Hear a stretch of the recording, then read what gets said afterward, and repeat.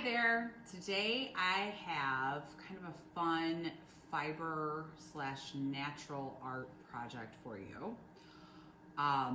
which really only requires something to bind together some sticks. And as it's springtime, there are plenty of sticks out in the yard or in the park that have fallen from trees over the winter.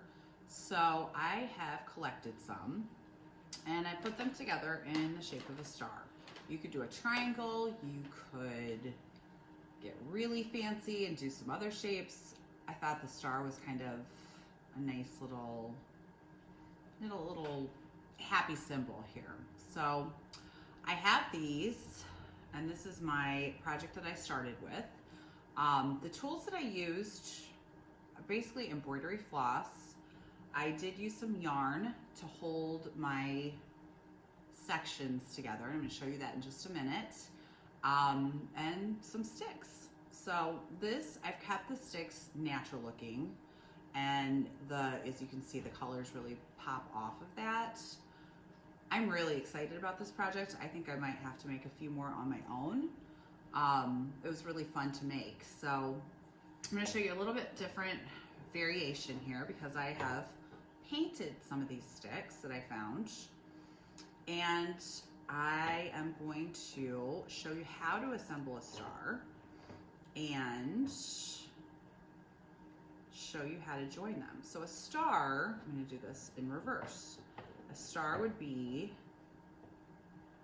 where you would want kind of like a triangle shape for a 5-pointed star. You could do a 6-pointed star. You could do pretty much anything you could imagine here. And then you're going to join the bottom edge to the top edge. And you're just going to have to see, because since they are organic shapes, which are shapes found in nature, you are going to just have to kind of see where do they want to fall and how do they want to go together. So you're going to kind of have your idea of that. You're also going to want a non-stretchy string to attach them to start off with. Could be yarn. Actually, yarn might be really a nice choice. Since I'm going for lots of colors here, I am going to say that if you want to do some of this fancy work here, which is all it is wrapping it around the twigs that I found, I would do that before you begin.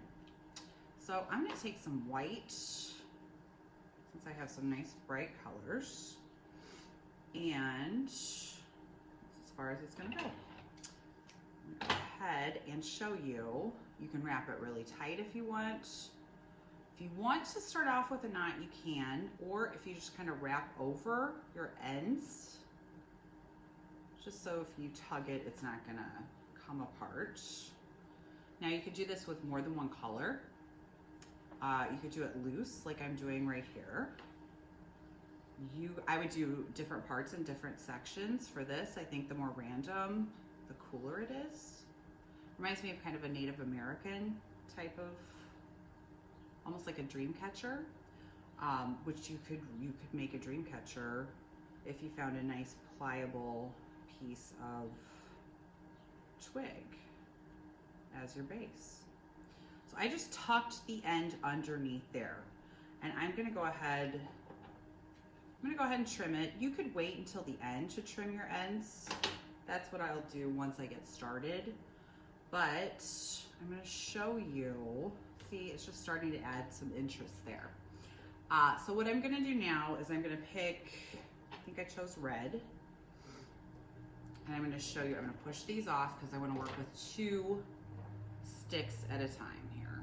So I'm going to leave a little tail, and I'm just going to hold on to that with my finger, and I'm going to start wrapping.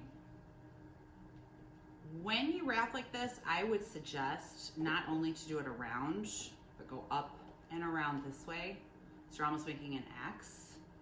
That way you know it's really going to hold tight and it's not going to adjust too much for you. Kind of like making a God's eye if you've ever made one of those. So this is just kind of like a step up.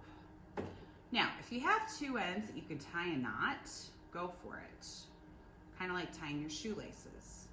or you can tuck it under and kind of pull through. So I've got an edge there. I will go ahead and trim it off later. So let's see, I believe I had this one, and you can change it as you go. But like I said, just kind of let the twigs tell you where they want to go here. That, I think, the way you finish this, now I kind of want to have some of these natural edges, these cool little branch pieces sticking off. So you also want to think about that as you're putting them together. So yeah, I would go ahead, if you don't like the color you've got of your strong thread, you can always, this is actually a really skinny strip of felt that I had, or flannel fabric, pretty much any odds and ends you can find at home, and you could go over that. If you really liked that color, you could even take it down. So I'm going to go ahead and take it down here. Because like I said, it is much easier to wrap if you are, oh, okay, so that I'm just going to kind of double over. These things happen, it's okay. As long as I cover it and kind of, if it doesn't break free, I'm good. So yeah, this is super fun. The colors, if you wanted to go natural, you could go all natural. I think a whole wall of these would be really cool. I love them. And they're really relaxing just to sit and kind of come up with some good color combinations and see how you can be creative. So I would continue doing that. Once again, here, here,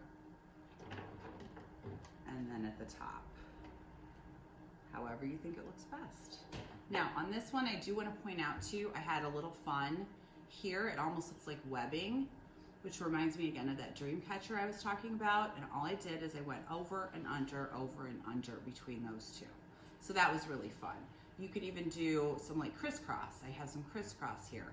I love when I did two colors together, where I took two different contrasting colors and wrapped them at the same time, which gave me this cool stripey effect. So I would love to see what you come up with on your own.